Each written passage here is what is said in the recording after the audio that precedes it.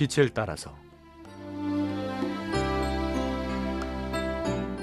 빛을 따라서 매주 화요일 이 시간에는 서대문교회 최종태 목사님께서 말씀 전하십니다.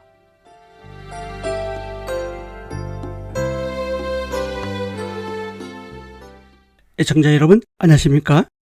지난 시간에요, 연대계 성교읽기란 큰 제목을 가지고 계속 상고해 보겠습니다. 이번 시간은 욥기 42장 회복의 은혜를 누리는 시기, 이런 주제로 은혜를 나누겠습니다. 지금까지 욥의 생의 첫 번째 무대 평안과 감사의 시기, 두 번째 무대 상실과 고통의 시기, 세 번째 무대 절망 속에서도 믿음을 지키는 시기에 대해 상고해 보았습니다. 오늘 나눌 욥의 생의 네 번째 무대는 두 배의 축복으로 회복을 경험하는 욥입니다. 욥기 42장 10절입니다. 욥이 그의 친구들을 위하여 기도할 때 여호와께서 욥의 공경을 돌이키시고 여호와께서 욥에게 이전 모든 소유보다 갑절이나 주신지라. 욥은 고난의 끝에서 믿음의 정점을 찍는 행동을 합니다. 자신을 오해하고 정죄했던 친구들을 위해 기도합니다. 그는 억울함을 참았고 상처를 품었고 마침내 그들에 대해 하나님께 맡깁니다. 그 순간 하나님은 욥의 형편을 돌이키십니다.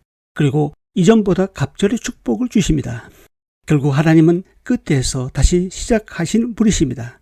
고난은 끝이 아니라 새 시작입니다. 갑절의 축복은 어떤 모습이었습니까? 소의 측면에서는 이전보다 정확히 두 배의 가축을 주십니다. 소 1000결이, 양 14,000마리, 낙타 6,000마리, 암낙이 1,000마리, 그리고 자식으로서는 당대에 보기 드문 의미 있는 이름을 지어서 기록하셨습니다. 하나님은 단순히 자녀의 수를 회복시킨 것이 아니라 그들의 가치와 아름다움까지 기록하셨습니다. 명예와 관계적 측면에서는 사람들이 다시 욥을 찾아와 위로하고 선물을 주고 회복된 것을 함께 기뻐합니다. 하나님은 갑절을 주셨지만 단순히 두 배의 숫자가 아닙니다. 이 축복은 단순한 보상이 아닙니다.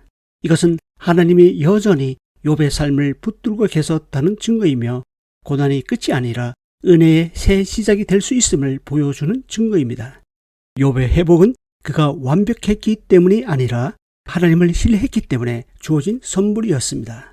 하나님의 회복은 이전보다 더 크고 더 깊고 더 풍성했습니다. 고난은 하나님의 침묵이 아니라 그분의 준비였습니다. 끝이라고 여겼던 그 자리에서 하나님은 다시 시작하십니다. 하나님은 우리의 삶을 회복시키시며 이전보다 더 큰 축복을 주실 수 있습니다. 남비의 선교사였던 짐 엘리엇은 원주민 선교 도중 순교했지만 그의 아내 엘리자베스는 남편을 죽인 부족에게 다시 복음을 들고 들어갑니다. 결국 그 부족 전체가 예수님을 믿게 되었고 복음의 열매는 남편의 순교 이후 두 배 열매로 돌아왔습니다. 이 예화는 하나님의 회복은 세상의 논리를 초월하는 것임을 증거해 줍니다. 일본의 킨즈기라고 하는 전통적인 도자기 수선 기법이 있습니다. 깨진 도자기를 금가루를 섞은 오칠로 이어붙여 다시 만드는 기법입니다. 상처난 자국을 감추지 않고 오히려 금으로 길을 내듯이 드러내는 방식이죠. 깨졌던 흔적은 부끄러움이 아니라 가장 아름다운 자리가 됩니다. 욥의 인생은 산산이 부서졌습니다. 그러나 하나님은 그 조각들을 모아 더 깊고 더 아름다운 인생을 완성하셨습니다. 우리도 하나님의 손에 붙들리면 상처조차 은혜의 흔적이 됩니다. 인생이 무너짐 이후 회복의 기회는 반드시 옵니다. 사업 실패 후의 두 번째 도전, 질병 후의 삶의 가치 발견. 청년 세대는 어떻습니까? 졸업은 했지만 취업은 못했습니다 라고 말하며 눈물 짓는 청년들에게 욥기의 회복은 하나님의 타임은 나의 시간표와 다를 수 있다는 것을 말해줍니다. 가정 속에서는 어떻습니까? 가정이 깨어졌던, 자녀가 방황했던 경험조차 하나님의 회복 안에 담기면 나중엔 간증이 되고 위로가 됩니다. 나는 지금 어떤 부분에서 이건 끝났다라고 느끼고 있나요? 하나님 그 지점에서 새로운 시작을 말씀하실지도 모릅니다.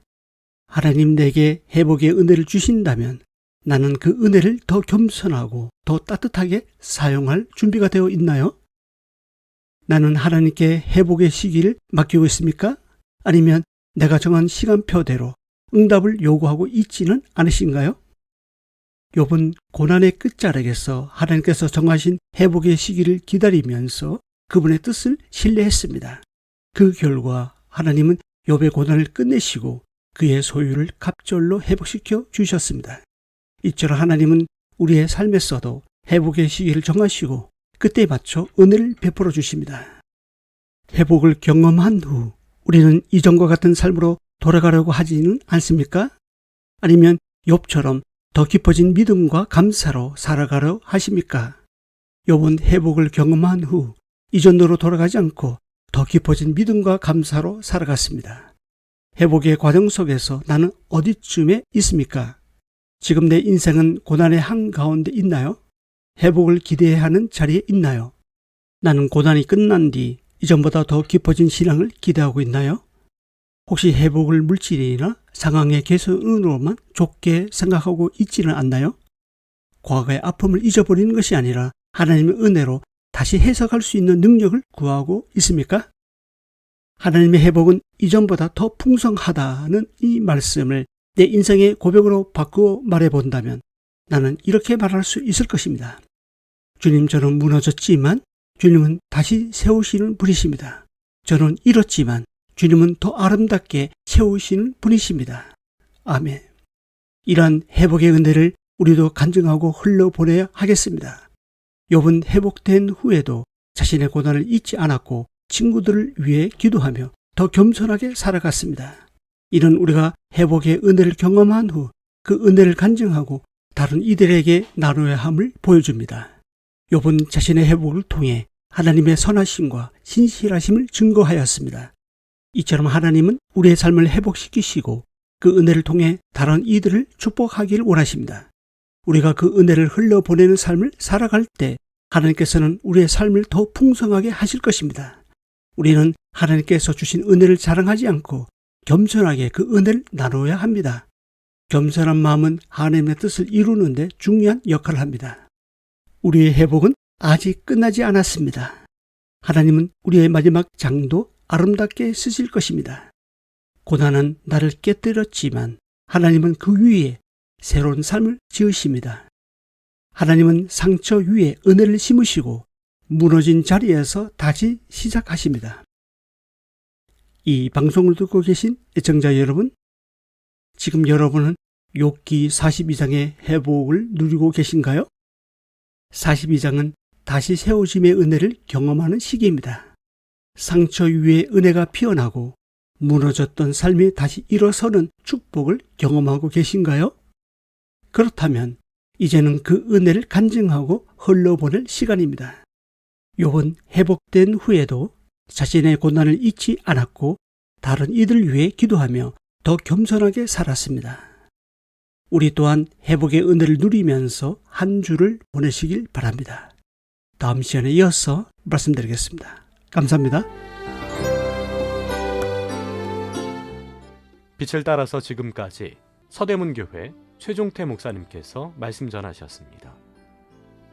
오늘 말씀 들으시고 신앙생활에 도움받기 원하시는 분들, 지역번호 02-3141-5853 3141국에 5853번 서대문교회로 전화하시기 바랍니다.